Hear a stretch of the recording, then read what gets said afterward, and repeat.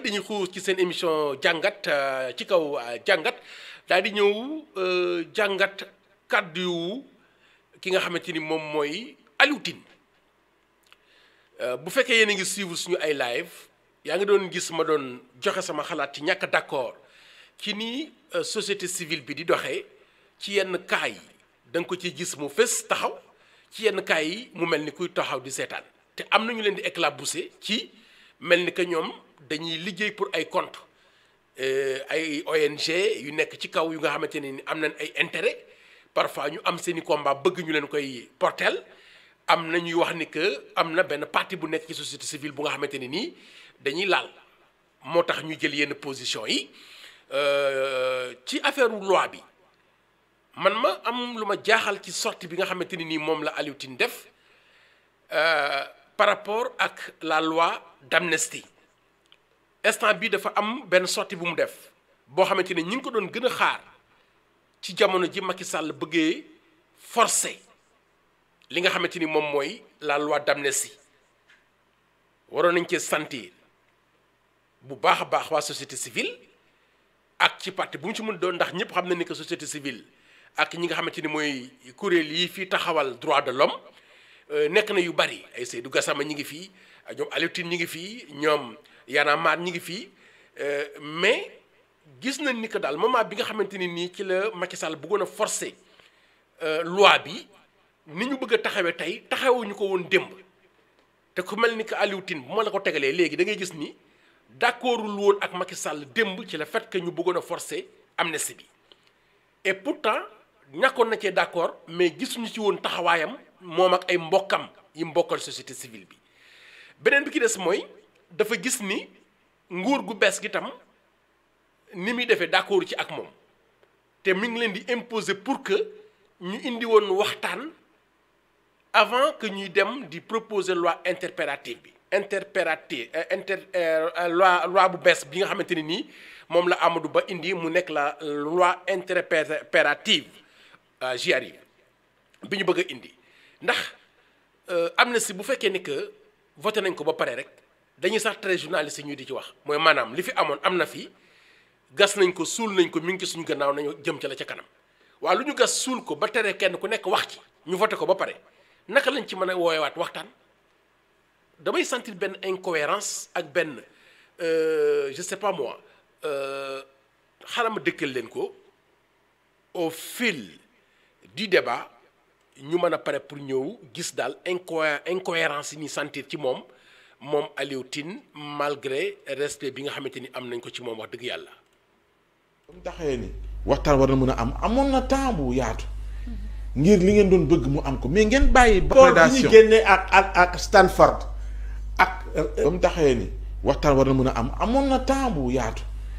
ngir li ngeen doon bëgg mu am ko mais ngeen bàyyi. prédation bi ñu génnee ak Stanford ak article yi ñu génne ci loi gaz. mais innovation la ñuy def Sénégal secteur boobu am na domaine ma tax ma ne constellation d'étoiles lañ am au Sénégal donc nañ ko utiliser. tout à l'heure yaa ngi wax que ak Amadou Ba jamono yooyu waroon magistrat comme ni nga ko waxee ñu mën a enquête yi xool kan moo rey kan moo torturé kan moo def lan est-ce que du li ngeen bëggoon la ñu def nii mais en fait bu ñu leen di déglu on a comme l'impression que li ngeen di wax ak li nga xamante ni moo am benn la mais vous voulez toujours tirer ci beneen. parce que xëy na li ngeen ci bëggoon mooy waxtaan bi am wax naa la ay dafe nga ne ma non tàmbale woon ngeen def ci ay jéego yoo xamante ni Amadou Ba mun na ko firndeel mais li ñuy wax ñoom mooy organisation ba mu taxawee ni waxtaan war na mën a am amoon na temps bu yaatu ngir li ngeen doon bëgg mu am ko mais ngeen bàyyi ba à la veille. déedéet à la veille je veux dire 20 organisations yi. barki Dembo Ndiaye lañ jàkkaarloog taskatu xibaar yi. man damay waxal suñu bopp ñun. oui. ñun Afrikajom Center. oui xam nga ñun amuñu intérêt ñu liggéey te duñ ko jox nguur gi. envoyé naa ko Sidi Alpha ni ko kii yónnee ko président de la République Sidi Alpha Ndiaye. buy wane ni d'accord leen ci. yoonu loi d'interprétation rapport bi ñu génnee ak Stanford ak article yi ñu génne ci loi bi yónnee naa ko ñëpp yónnee naa ko parlement yónnee naa ko exécutif kooku nag la ñuy def tout le temps bu ñu génnee rapport dañ koy génne présenté ko ñëpp xam ko ba pare ñi ñu ko war a jox ñu jox leen ko. waaw d'accord ñoom ñu jàngat ko ne ñoom li ñu jàpp pour lumière mën a am. mooy yoon wi jaar ci yoon wi. problème bi am ak ñoom benn moom laa leen di reprocher du ñuy waxtaan. ah oui non duñu bariwul lu ñuy waxtaan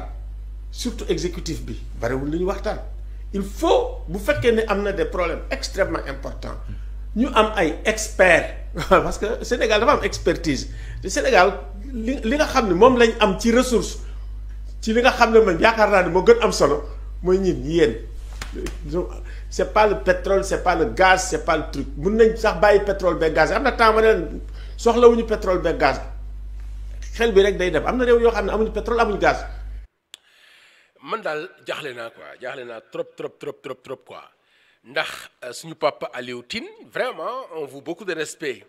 sur sa personne ci taxawaay bi nga xamante ni moom la am ci wàllu démocratie dans le passé waaye buy wax naan gouvernement bu bees bi du waxtaan man dina ma jaaxal pourtant ñi ngi annoncé rek benn dialogue boo xamante ni nii bokkul ak dialogue yi ñu fi tàmmoon daan gis comme ni ñu ko daan gisee mbërgu borom conco bu diis bi. ni mu daan def su bëggee rey kenn rek tër ko ba pare woo gars yi ni ñoo leen ñu waxtaan pour nga mën a pare pour mu chantage la pour bëgg laa def loolu la nga bëgg nga def ko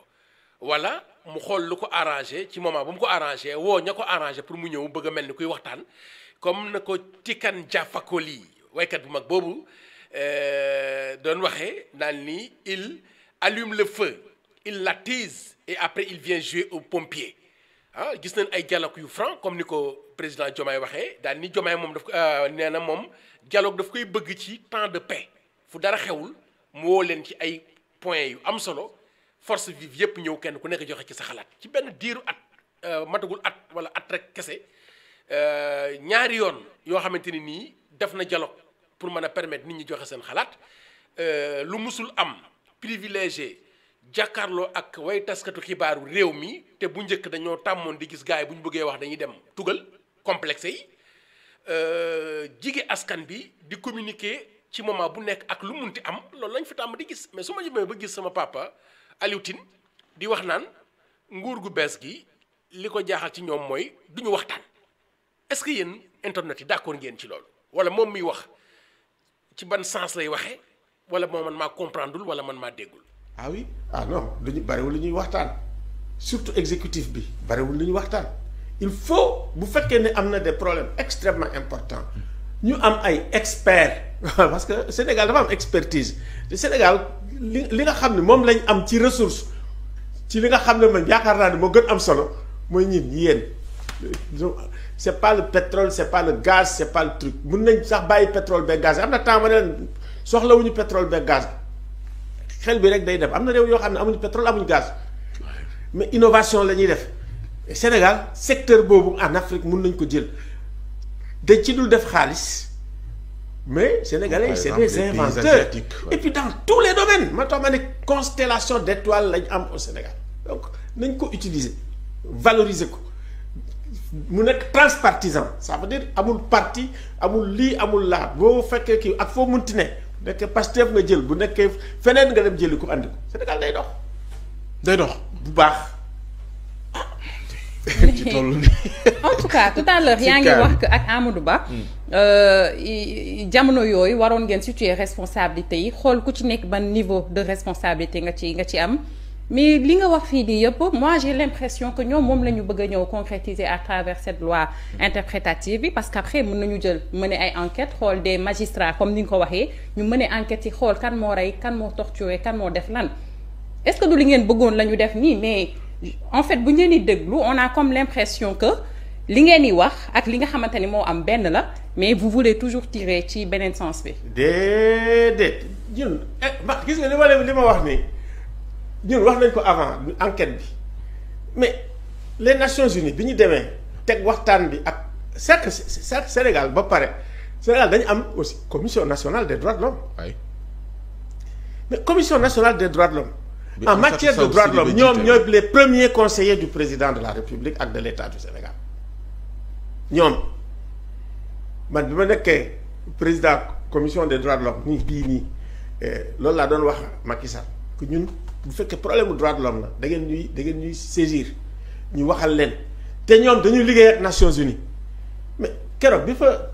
patron Nations Unies ñëwee lu dafa ni mais enquête préliminaire bi defuñ ko te état bi waroon na ko def te ñun waxoon nañ loolu bu yàgg. gis nga bu ñuy waxtaan c'est que ku nekk ak li nga xam ne yow moom nga mun moom nga xam ci ngay liggéey am ci expérience état bi nag ci ñooñu dafa war a waxtaan ak ñoom. mais enquête préliminaire nan lay amee ci kaw loi boo xamante ne dañuy ne. non avant loi bi. c'est que bala loi amnistie bi lay wax. c'est que bu événement yi amee bu événement yi amee rek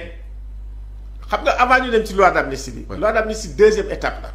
c'est que gis nga événement yi bi mu amee boo defoon enquête bi dina la orienter. kan mooy def enquête Macky Sall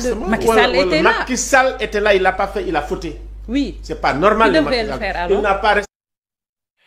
Macky Sall moo fi nekkoon il a fauté mais est-ce que amoon nga taxawaay ci fësal carrément ci ne que Macky Sall il avait fauté sama problème loolu la quoi 2 poids 2 mesures wala ci benn parti rek la ñuy gën a gis ci la ñuy pare pour di gën di tirer wala dañoo pare pour di nekk di défendre intérêt wu ñeneen Macky Sall a fauté comme ni mu ko waxee Pertine nee na Macky Sall a fauté comme il a fauté te jamono ji mu koy def gis nga ni que il avait fauté ci jamono jooju lañ waroon a mën a taxawee mu jaral leen bakkan wala mu jaral leen taxawaay bu mat sëkk pour wan ko ni ko lii nga fi bëgg a def du yoon baaxul pour réew mi baaxul pour démocratie tu as fauté nga bañ cee kii waaye léegi responsabilité boobu jàll na ba seetaan ngeen ñeneen seetaan ñu utiliser seen doole ak seen force bi ñu amoon ci hémicycle bi ba faire voter cette loi loolu jàll na te voté nañ ko ba pare déjà présent voté nañ ko ba pare c'est légal légalité bi mu am moo war a mën tax ba kenn mënatu cee waxaat kenn mënu cee jëfaat c'est parce que voté nañ ko ba pare ñii nag amuñu lu ñu ci war a mën a wax lu dul bala ñu cee mën a wax il faut que ñu am majorité ci assemblée nationale buy tax ñu mën koo changer dindi abrogation bi dindi loi bi ci boppam au lieu ñu def abrogation ñu jëm a fexe def une loi interpellative pour mën a pare pour situer les responsabilités ku ci nekk loo def lu tax nga def ko ak ku la ko def loo ku ciy victime ñu mën a pare pour rendre la justice loolu la mbir mi demee mais góor gi soo ko dégloo muy wax tu as comme l'impression que je sais pas moi xaw ma man maa comprendre wala yéen internet yi ngeen jàngat pour xam ndax li mu bëgg a def loo nguur gu bees gi est-ce que jaadu na pour ñu mën koo def wala est-ce que am nan ay prérogative bu mën koo def ci loi boo xamante ne nii voté nañ ko ba pare léegi nag bu fekkee ni que nag dem nañ ba amaat majorité mën a pare pour dindi loi boobu indi beneen loi buy war a mën tax ñu mën koo saytu dans ce cas ñoom li ñu war a def dinañ ko mën def sama papa daal wax dëgg yàlla ñu teelu ko xool. xam nga avant ñu dem ci loi d'amnistie bi. loi d'amnistie deuxième étape la. c'est que gis nga événement yi bi mu amee boo defoon enquête bi dina la orienter. kan mooy def enquête Macky Sall était là. Macky Sall était là il l'a pas fait il a fauté. oui c'est pas normal. il devrait le faire alors il n'a pas respecté ça. gouvernement bu bees bu ñëw. mais mu def li nga xam ne Macky Sall. mais naka la ko mënoon defee waaw te loi baa ngi fi woon. loi boo xam ne dañ naan la fàtteel. déedéet c'est-à-dire que ñoom bu ñu ñëwee rek surtout que ñoom ñoo gën a subir ay affaire ci kii bi. waaw mais fallait que ñu jël ay ndogal d'abord ci on se comprend pas alors peut-être. non on se comprend pas ci kaw loi d'amnistie mënoo yëkkati avant ñuy wax loi d'amnistie ñoom dañuy ñëw rek ni ñu dañuy def enquête jël organe ñu def enquête ñu xam li xew ñu jox leen ay recommandations yu leer mu nekk ay ñoo xam ne dañu éclairer di leen lii la ñuy def. mais suñu problème nekkul foofu de. waaw suñu problème fi mu nekk mooy loi d'amnistie bi ko Macky Sall di teg fekk na ñii génnaguñu woon prison demaguñu woon ci élection présidentielle ci la intervenir suma juumee. oui c'est ça. ci moment boobu. ñii ñëw le 24 mars 2024 falu fekk loi bi nekk na en vigueur mooy nañu fàtte léegi ñoom bu ñu yegsee naka la ñu mën a engager ay enquêtes. wala boog diligenter ay enquêtes ci kaw loi baa ngi fi. maanaam logique dafay bëgg ñu teggi loi bi. du ko tere soogay amee mënu koo tere c'est pas incompatible pas du tout. alors faille boobu nga xam ne Macky Sall def na ko ñoom ñoo ko war a combler déjà ñu def enquête bu ñu ñëwee def enquête rek kenn du leen ñëw di leen soupçonner que ñoom dañuy làq doom. dóor doom kenn du leen soupçonner dañ naan ñun def nañ une enquête bi lii la génne vérité baa ngi nii parce que il faut que la vérité jaillisse mais kon yow vérité bi ngay sàkk mooy ni soxlawul woon ñuy teggi loi d'amnistie bi wala ñu koy laal wala di ko lijjanti. soxlawul woon ñu teggi ko enquête rek doyoon na enquête bi rek doyoon na ñu xam vérité bi. la vérité des faits te kooku état bu amee événement yu mel nii da ko war a def état bu amee événement yu mel nii du laaj da koy def kii am la rôle boo xam ne obligation la pour mu def enquête bi musu ko def te loolu. ci crime yi ci torture yi. yëpp lay def enquête complète daal di ni lii moo xew lii moo xam lii mooy dëgg lii mooy truc ñu teg ko ba pare ñoom ci seen bopp ñu def ay recommandations bu ko defee. enquête bi ki mu bëgg mu def ko ci lan lay sukkandiku pour def ko ci jamono jooju ñi nekk président ak ki nekk premier ministre mi ngi woon ci kaso bi ñuy gagné di nekk ci nguur gi fekk na loi bi mi ngi nekk en vigueur est-ce que moment boobu noonu ci loi bu ñu voté ba pare amagoo majorité à l'Assemblée nationale naka nga mën a tijjee ay enquête ci loolu man sama problème loolu la. xaw ma ndax yéen xam ngeen fi may waxam de moom nee na erreur Macky Sall ñii moom nañ ko rectifier ci le fait que ñu def ay enquête et su boobaa jarul woon sax ñu laal loi bi te loi bi déjà ca na mu mel mooy maanaam kenn dootul waxati ca loola ku rey kenn du la lijjanti ku torturer kenn du la lijjanti lu waaye munti def gas nañ ko sul nañ ko jeex yow nga pare pour nga bëgg mu def enquête ci turu lan la koy defee. bu fekkee président de la république la loi moom moo ëpp doole kàddu président de la république c'est parce que déjà loi bi moom moo wax ni abrogé nañ la loi amnistie bi voté nañ ko ba pare kon cela veut dire que loi la amul ku gën a féete kaw loi bi nul n'est au-dessus de la loi bu fi nekk boo xamante ne nii voté nañ ko mu doon amnistie gas nañ suul nañ fàtte nañ ku rey ak ku torturé amul ci luñ ci waxati nan lañ ci mën a naka lañ ci mën a ñëwee di ci def enquête. sama papa loolu la wax pour gars yi def ko te nee na gis na ni que loolu mooy seen erreur te ñoom ñu koy def damaa xamul ci ban fan la ñuy sukkandiku pour ko mën def c'est parce que nul n'est au-dessus de la loi même le président de la République et le père et son PM ñan ñoo war a def ñan ñoo habilité pour def enquête boobu nga xam moom la bëgg mu def ko ñu teewlu ko pour xool. dootuñu nekk fi di sikki sàkk recommandation yi la ñuy wax ñi ko def am nañ màndu nañ am nañ xam-xam lii la. aussi mooy suñu obligation internationale. amul benn mais ceci étant li ngay revendiquer mën nañ ko def maintenant li ngay revendiquer vu que dugal nañ cette loi interprétative parce que man li ma xam ci amnistie autant sax ñun du taskatu xabaar yi dañuy naan que même amnistie bu amee amatuñu droit di ci sax débat waxatuma la ak ubbi enquête man sama niveau de connaissance xëy na foofu la toll. c'est que mais bu fekk même bu amnistie amee mu am ay événements état day ubbi enquête. même amnistie dafay ubbi enquête. dafay ubbi enquête def ko te état kër bële defu ko woon bii da koy def dafa daan mais foog ñu xam vérité bi fu mu féete ñu def ko une enquête indépendante au contraire ñun ñëppay tàccu. d'accord est-ce que national comme international ñëppay tàccu. faay boobu laa wax ne am na. d'accord léegi faay boobu est-ce que daf lay topp ba keroog bu dee promulgué nañ loi bi. ba desul lu dul justice war a liggéey ngir ñu xam dëgg bi que bu ñu demee ba ñuy situer ay responsabilités yi ñu jàpp ne xëy na dañ ci laale faay boobu da nga jàpp ni dafay des ci sa bopp ba li nar a tukkee ci enquête bi doo ko téye. léegi ñun li ñuy seet mooy bu fekkee ne dañuy ubbi enquête warul am discrimination warul am ciblage oui bu fekkee ne dañuy ubbi une enquête pour la vérité c'est toute la vérité qui doit jaillir pas. la vérité d'un côté et puis ñu bàyyi de l'autre non problème bi ñu am yépp ci loi bi loolu la bien que mu am quand même une avancée boo xam ne c'est Gassama xam na ko wax na ko. Seydi Gassama. waaw wax na ko pour moom je suis d'accord avec lui. je suis d'accord avec lui am na avancé xam nga am na avancé c'est-à-dire que ça veut pas dire que tout est ok.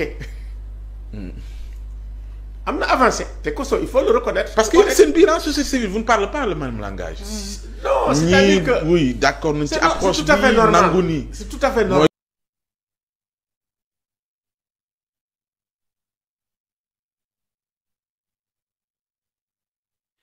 d'accord ñu ci approche bi c'est tout à fait normal mu nekkoon les propos de Aliou Tine fële ca Sans Limites la woon nos amis de Sans Limites ñoom Pape Ousmane Cissé Salma vraiment très pertinente ci ay question de relance yu nga xamante ni daal man xëy na peut-être sama niveau de connaissance àggagul ci ni que loi bi bu ñu xësee ba voté ko ba pare am na keneen ku am taxawaay bu nekk au-dessus de cette loi ba war a mën a pare pour tijj ci ay enquête xëy na peut-être ma def ci ay gëstu pour gën cee xam lan moo ci dëgg ba tey